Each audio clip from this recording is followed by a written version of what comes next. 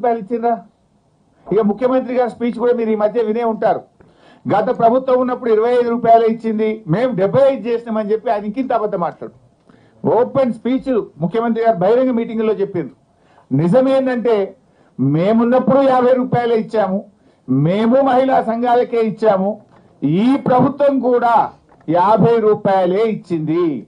నేను ఇప్పుడు కూడా డౌట్ వచ్చి మా పల్లా రాజేశ్వర రెడ్డి గారు కూడా వాళ్ళ ఎంఈఓకి ఫోన్ చేసిండ్రు, నేను కూడా మా ఎంఈఓకి ఫోన్ చేసిన, కొత్త ప్రభాకర్ అన్న కూడా వాళ్ళ దుబ్బాక ఎంఈఓకి ఫోన్ చేసి అడిగిండు, ఏంది భయ్ మీరు 50 రూపాయలు వచ్చినాయా 75 రూపాయలు వచ్చినాయా అని అడిగితే వాళ్ళు స్పష్టంగా చెప్పింది ఏంటంటే 50 రూపాయలే వచ్చినాయి సార్, 75 రూపాయలు రాలేదు అని స్పష్టంగా చెప్పడం జరిగింది. అంటే దీన్ని బట్టి స్టిచ్చింగ్ ఛార్జీలు ఈ రాష్ట్రంలో ఏ మహిళా సంఘానికి కూడా ఈ రోజుకు 75 రూపాయలు రాలేదు, వచ్చింది 50 రూపాయలు మాత్రమే.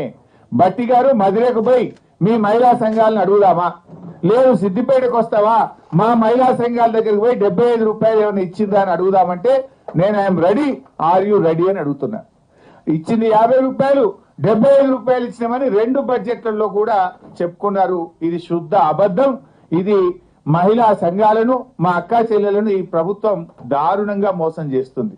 ఎందుకంటే ఇప్పుడు అక్క చెల్లెళ్ళు బట్టి గారి ప్రసంగము విన్నారు, నేను మాట్లాడుతున్నది వింటున్నారు.